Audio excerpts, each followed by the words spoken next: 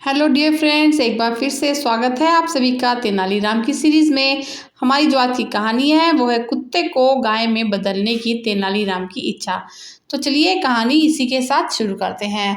तो एक सुबह राजा कृष्णदेव राय उठे और नींद में ही अपने सेवक से नाई को बुलाने के लिए कहा। जब तक नाई आया राजा अपनी कुर्सी पर ही सो रहे थे। नाई राजा को परेशान नहीं करना चाहता था, इसलिए उसने राजा को बिना जगाए चुपचाप और बड़ी कुशलता से उनके बाल और दाढ़ी काट दी। जब राजा उठे तो उन्हें नाई नहीं दिखाई दिया। वो बहुत क्रोधित हो गए और अपने सेवक से नाई को तुरंत बुलाने के लिए कहा।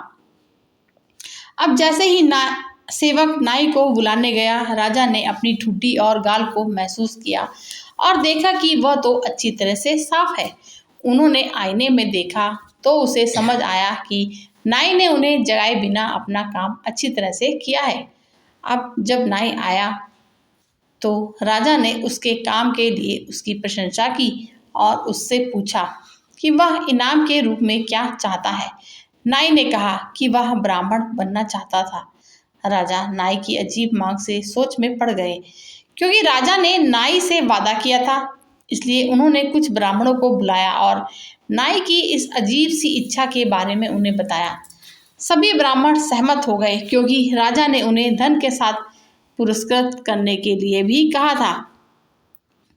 विजयनगर के अन्य ब्राह्मणों द्वारा नाई की मांग का विरोध हुआ, लेकिन वे सजा के डर से इसका विरोध नहीं कर सकते थे। इसीलिए उन्होंने इस मुद्दे पर तेनालीराम से मदद मांगी।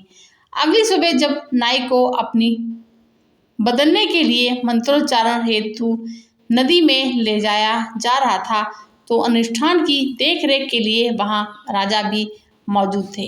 उन्होंने देखा कि तेनाली अपने कुत्ते के साथ कुछ दूरी पर खड़े हैं। राजा उनके पास गए और पूछा कि तेनाली, तुम यहाँ क्या कर रहे हो?